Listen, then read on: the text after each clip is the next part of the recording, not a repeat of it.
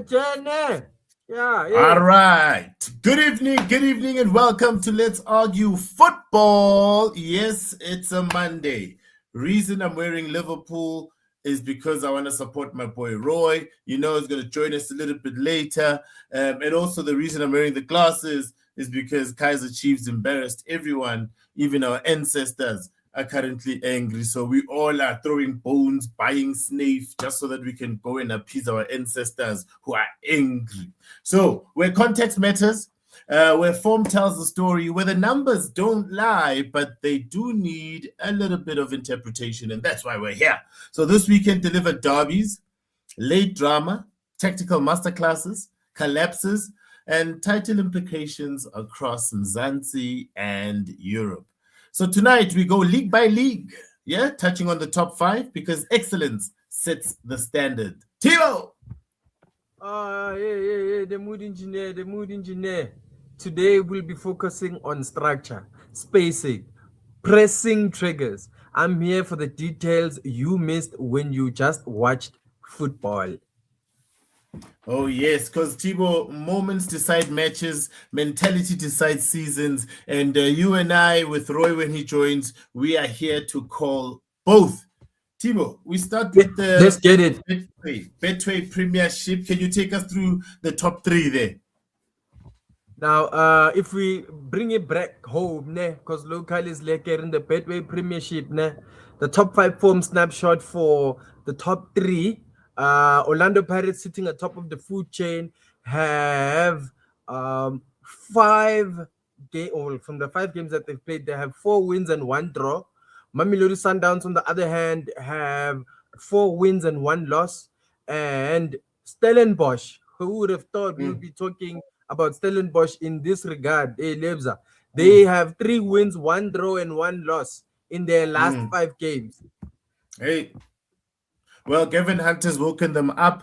The derby was decided in the first 20 minutes, let me tell you, bro. And when you're there live in the stadium, that 20 minutes is like, oh, man, where's the bar lady? Can she bring more drinks? Because it's like, what's going on? You know, Pirates pressed with a 4-2-3-1 mid-block, and then obviously triggered aggressively on Chiefs' fullbacks. So let me tell you, I was sitting on the side where Valebai was supposed to attack in, right? This guy, every time he got the ball, he passed it back to the left back. Every time he would pass the ball. And even when he was running, let's say the midfielders got the ball, he wasn't running, you know, like how your Vinny Juniors would run, you know, so that you are a wing, you get the ball, you run, and you cross. No, he would get it, pass back. He would get it, pass back. I don't know, man. I just think some soccer players are overpaid. 14 shots to 6. So imagine, we had 6 shots, but I'm sure all of those 6 shots, some of them were passed to the crowd in row number Z. You know, a 2.3 XG to a 0.7. So imagine, Tina, I don't even think 0.7 actually happens. I think it's just being nice to us because really, we are 0-0. We don't look like we will score. Like, we don't look like we will score. While Pirates, every attack, they look like they could score. Now that's control. Yeah, you know what, Lebzan, I don't want to beat around the bush with you. I'm not very happy with the weekend's performance. You know, Pirates exploited the half spaces. Tsapang Muremi's movement between the lines were elite. Chiefs' double pivot was stretched vertically. They honestly had no answers. And I think why I say that I'm unhappy with the result from the weekend is, you know, personally, just from the observation from the derby, I think Orlando Pirates should have scored 5 goals. Because this Kaiser Chiefs side were really there for the taking. And the worst part is that there was some dubious decisions, you know, like a goal or 2 that were called off as offside at the beginning of the second half. I think, you know, that actually maybe, you know, gives a different narrative because I think the powers that be don't want the Amakosi faithful to start vandalizing the stadium once again, like we've seen before. No, look, when evidence came in, he bullied the center backs. score Yeah. same time. Pirates, as you Yeah. said, could have scored 5. I agree with you. There is now this psychological dominance that is starting to happen between Pirates and Chiefs, from a sense that these ones that are currently playing for Chiefs have never seen a dominant performance of Chiefs against Pirates. Do you understand? But they can't even have a dominant performance against Orbit College. So I don't even think this Chiefs team has the ability to go ahead and compete at that level, So they need to really find a coach, get a coach, because the Pirates coach, he praised the emotional discipline. You could see that Pirates has come from a loss and they want to show that that was a hiccup.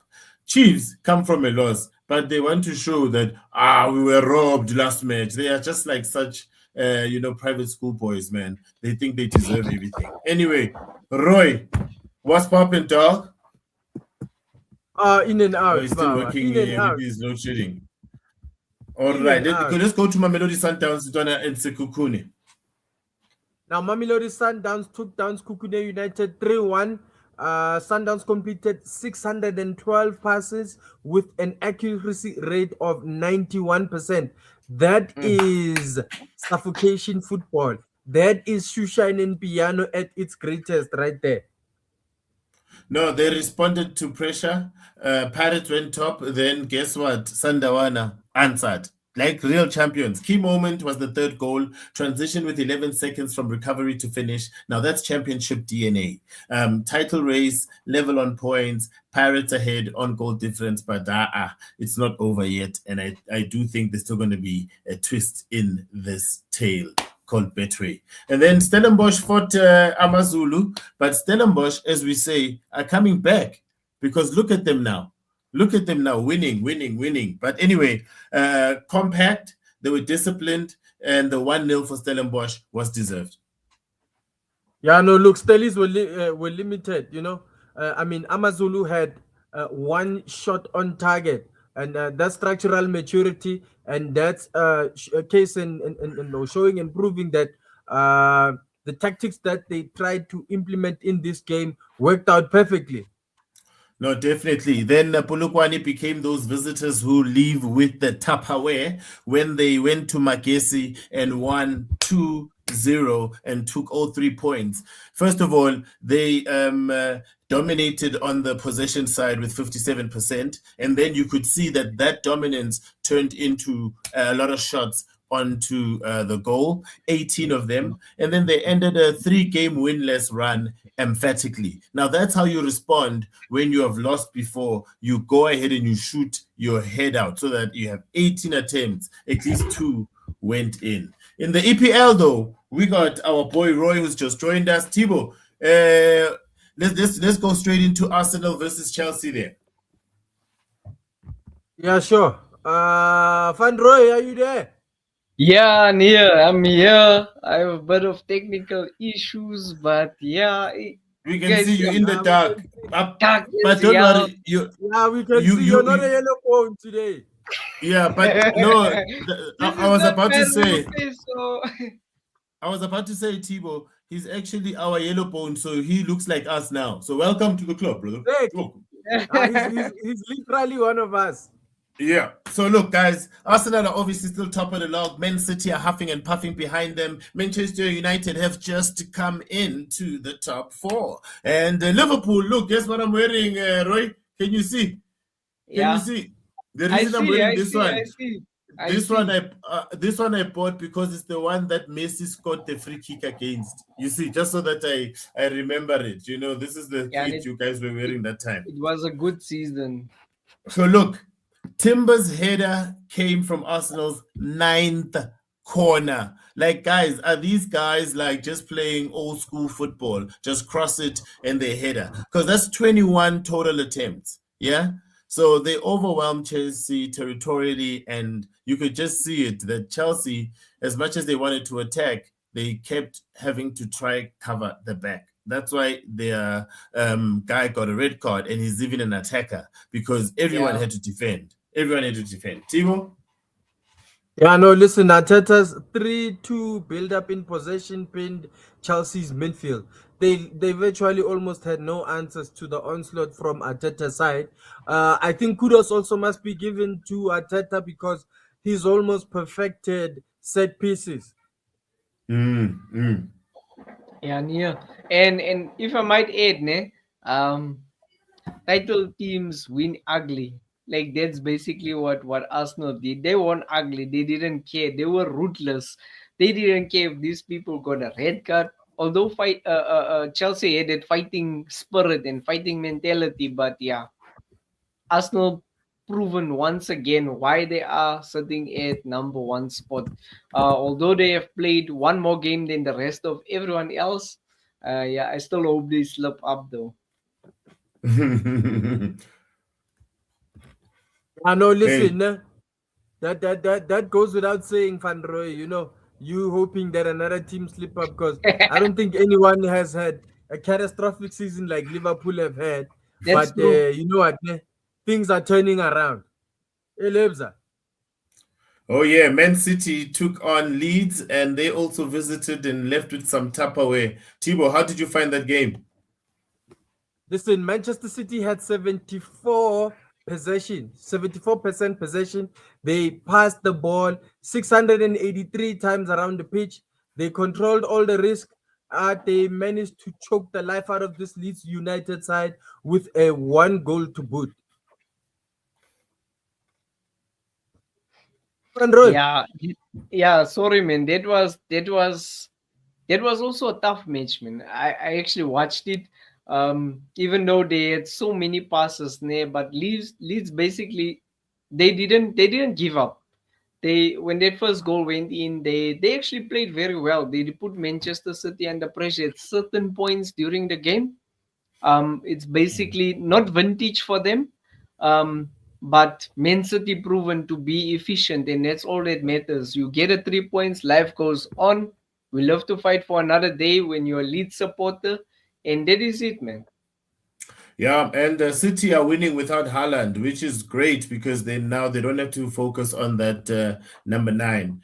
Man United on the red side of Manchester went ahead to invite Palace to come and visit their palace, and a red card changed everything. And you know how red cards can be. It's like in the Arsenal game. Once that red card happened, you knew they could never come back. So Yeah. United XG jumped from 0 to 1.9 after Palace went down to 10. And obviously, these guys are currently riding an amazing confidence boost. So they're not going to let you lie down when you've opened up like that. yeah, listen, that goes without saying, Lebza, because one Bruno Fernandes controlled the tempo of the game from start to finish. Benjamin Shesko, on the other hand, his movement inside the box is somewhat elite. This Manchester United side, they really look like the finished article. If they continue in this way, who knows where they might end up? Top two, maybe. Mm. Mm. Yeah, we remain to see what is still yet to happen. Top two is going to be a bit of a stretch, Netivo, but the way they are playing, yeah, they're showing Man City that you know what, if you guys slip up, we are right there. We are Mm. If chasing, and we're right Roy, behind you. if and Roy, I think you should Ufulukuthini, focus on making baba. it into the top four. I think you should focus on making it into the top four. It's right, it's fine. Throw shade. Hey, Roy, Liverpool, what did you think of that game, bro? Um, I knew that they were gonna win, but I didn't think that the scoreline was gonna be that much of a difference. Like 5-2, winning that match 5-2 against West Ham at home. I wouldn't say that Enfield has became a fortress yet again. If you consider where West Ham are actually sitting on the table, it's yeah. I knew that we're gonna win. It's just that I didn't think that the scoreline was gonna be that big. Um, but well done to the guys, three set piece goals in the first half that basically proven to be clinical from the team. They played well. Everyone actually contributed, and then you have Mo Salah. But then he played exceptionally as well. I saw the ratings, Ekitike got the highest rating. It was 8 point something. Salah got the lowest actually. But you know what? It's not about one man. It's about team effort. And yeah, I'm just happy for a win, guys. Timo, this Van guy Roy, why might you just. keep bashing Mohamed Salah? I was also gonna say that this guy might just tackle Salah if he sees Hey, him this in real guy. life. No, I mean, I just think that you know what he needs to make way. I don't know if you guys saw the previous match and in a match before then when Rio actually came on playing in the same position as Salah. He actually made a big contribution and made a big difference. So No, I think for me, myself and Timo there's don't waste our time to watch Liverpool matches. I know, I know, but it's all right. It's all right. I take that one on the chest. I take that one on the chest, but it's okay. I just feel that you know what, if a player is nearing that time where you know Saudi Pro League is calling you, like that knock needs to be answered. Salah still has something to offer, but it's not Oh at that level of yeah. Rio. He wants him to go to No, Saudi check it so out, Van badly, Roy. man. You heard what's going on in Saudi Arabia. Hey, what's going on that side, man? So nobody wants to fly that side at the present moment because Yeah, until whatever's happening stops happening. I don't want to stops speak about it happening. Yeah. because they might just bomb our podcast. So let's just go quickly. Thibaut, what do you think about this attack? Yeah, no, listen, Liverpool generated 3.1 XG. And I don't know, gentlemen, I think that's attacking efficiency right there. And I think, gents, we need to put our hands up and or do something or give some praise to Ugo Ekitike. I think he has been the best signing for Liverpool for this campaign in particular. I hope when the Swedish striker gets fit, they can try and pay them, but with the Swedish striker playing on the left wing. What's his name, Van Roy? I forgot his name. You know, since you signed him for 120 million euro and he didn't even score one goal. We haven't even seen him. It's Isak. Isak. But that guy is injured. Isak. All right. I'm going to get you back for this. All right. So look, Wolves took on Aston Villa. Just like how Wolves tripped Arsenal the other day with the draw, we are quite happy that Wolves is actually starting to play because then they might trip up some people that are challenging for the title. And they did that exactly when Aston Villa came for a visit.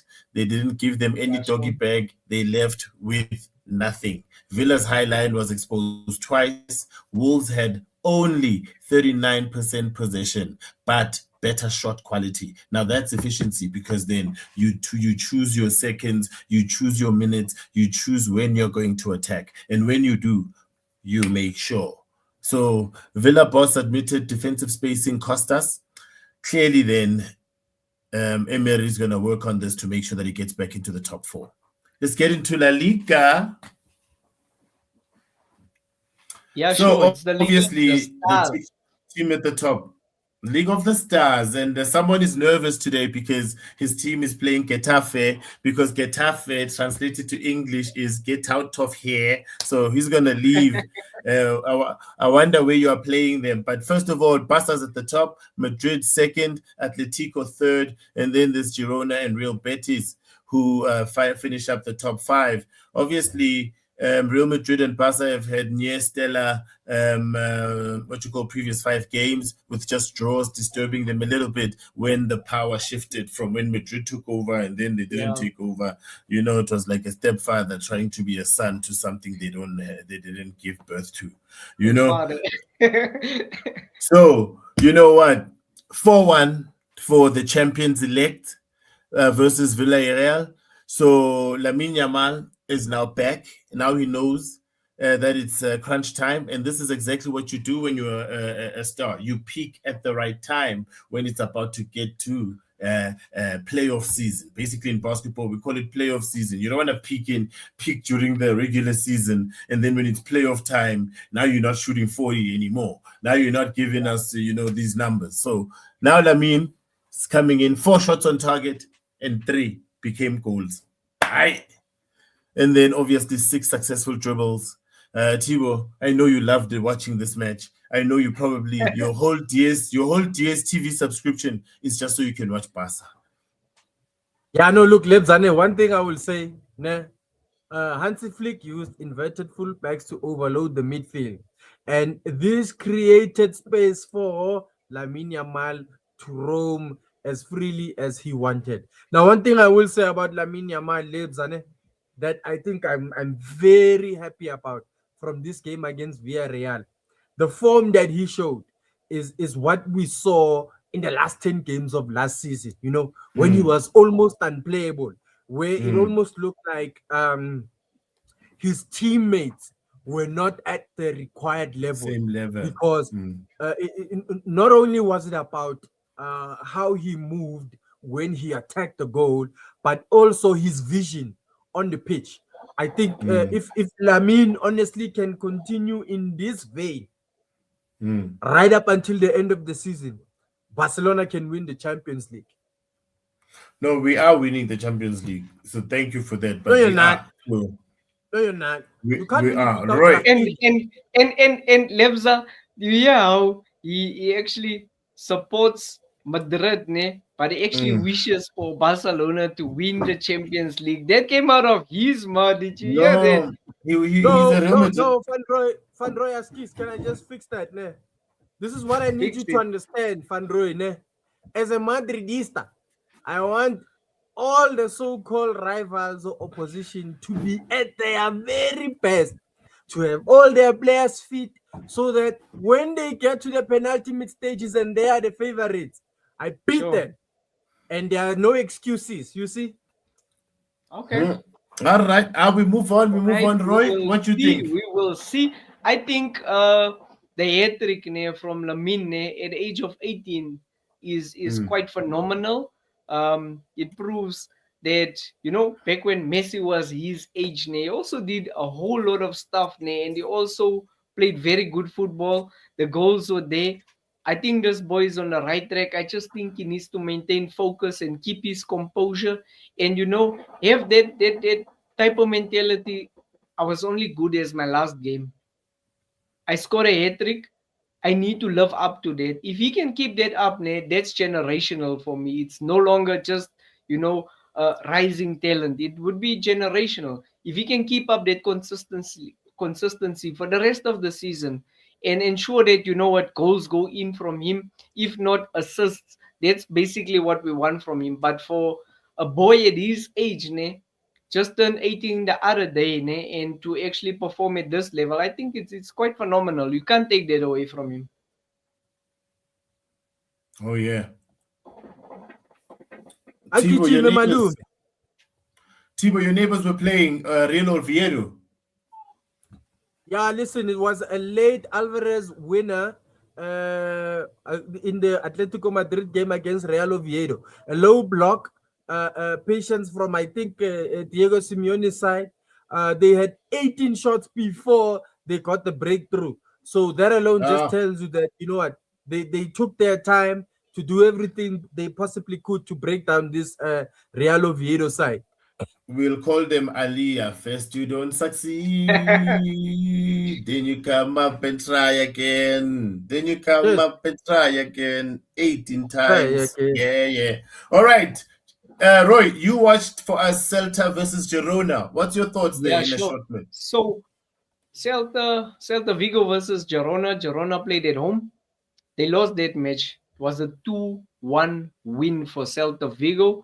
Girona's defensive transitions were very, very slow.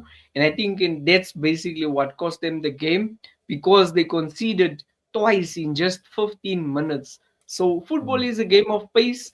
It's also a game of strategy. It's like a game of chess. You need to know when to move fast and when to move slow. So yeah, they were too slow and they conceded, and it hurt them.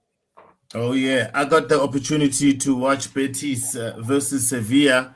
Halfway in, I was thinking, Sevilla's done. It's like Sevilla's really done. I actually wanted to even check the log, thinking maybe Sevilla's actually is actually going to be relegated, because the last time I saw them, they were losing against everyone. So the El Gran Derby intensity was really, really serious, because how did Sevilla come back from 2-0 to 2-2?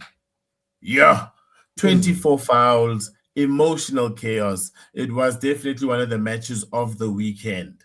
If you're just a football fan, just because of the chaos and what happened. We move over to spaghetti in the Serie Bravo, A. mama.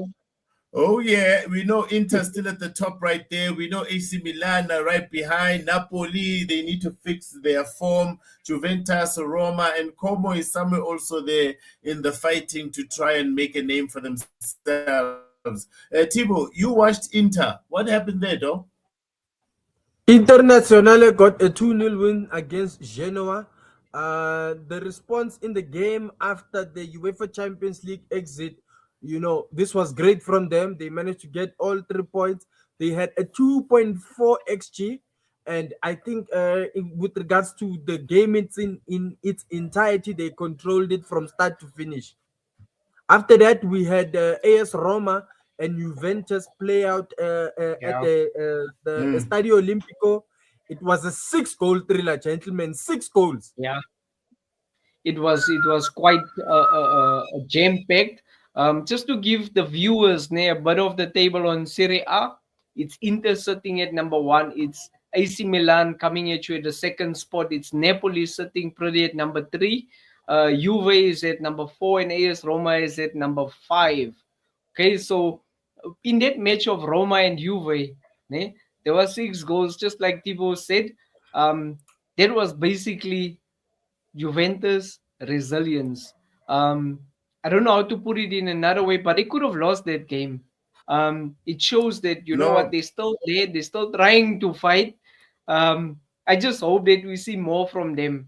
If you look at their form in the last 5 matches before coming into that, they had 3 draws, 1 loss, and 1 win. So for me, like for such a big team, they need to do more. I don't know about you, Lebza.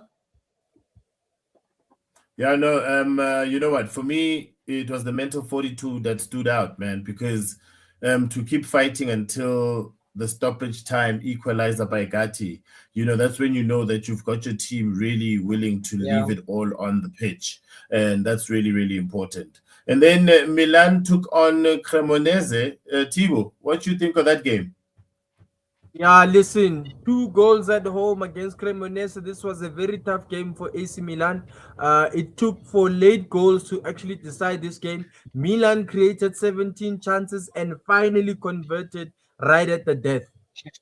You can see that the actual the most common denominator in everything that we're talking about today is that the teams that have won, they've tried more than the teams that have lost. Like 18 shots, 13 shots, 21 shots, while the ones that are not doing anything have been controlled, have been given less chances, because 17 chances, you don't score all of them.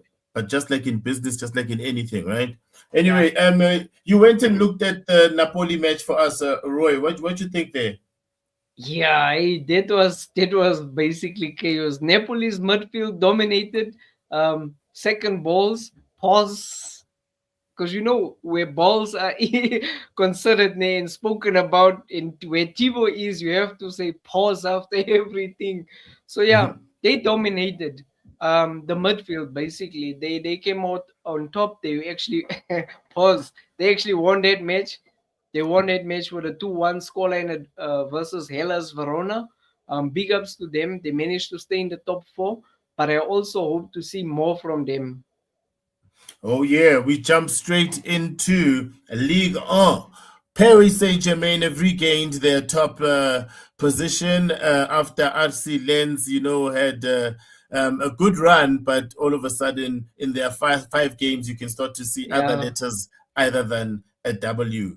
Monaco are still up there, which is great to see that Pogba's resurrection and what's that kid from Barcelona that used to play the Ansu Fati are doing something to actually bring Monaco to the top. And then obviously Greenwood with Marseille doing amazing work. And then Rennes obviously closing off with number 5. I'm going to start with PSG. I had the pleasure of watching that one. Obviously, PSG come off playing in the playoffs of the Champions League last week. So there is a bit of tiredness, heavy legs. But Bacola became decisive, as I know him to be. PSG had quite a lot of possession, and they only needed one goal to move on. Thibaut, what did you think of Monaco's match?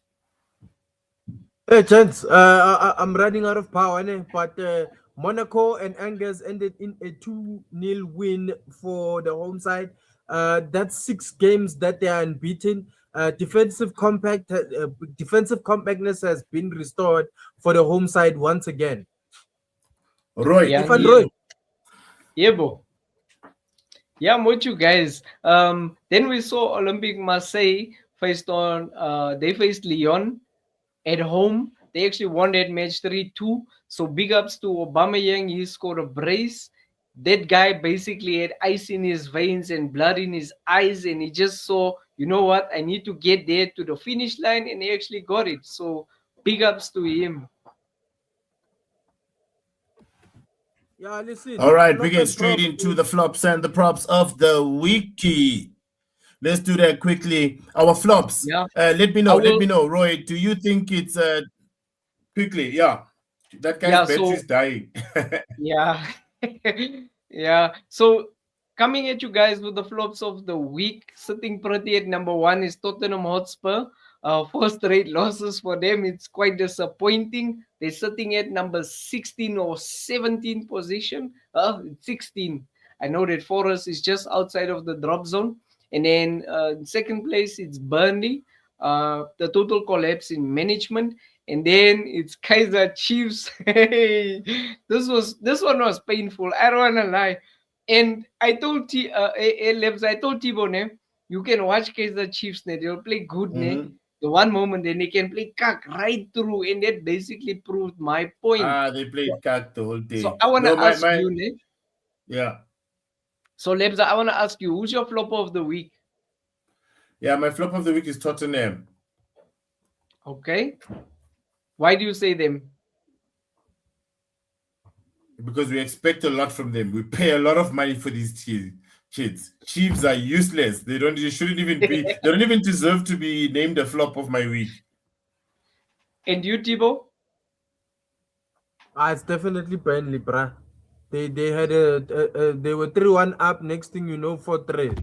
Shit is crazy. Yeah, and then gentlemen, when we move on, Van Roy, what's your pick? I'm giving it to the homeboys. It's Kaiser Chiefs for me. You know, for the first time in a long time, I'm watching a derby and I expect fireworks from my team. And then the next moment, you just see 1-0, 2-0, 3-0, no reply. That was swag. I think game management, I think player selection, I think like everything was just a disaster, man. That was a recipe for disaster. It was total chaos. But I give it to Chiefs. They could have done better. True. Yeah, then the prop of the week, gentlemen. Here are the 3 nominations. First and foremost, we have Lamine Yamal with a hat-trick. We have Arsenal, who are showcasing the title-winning mentality. And of course, the C. Roberts Orlando Pirates with the Derby authority. Van Roy, who are you going with? I'm giving it to Lamine, Baba.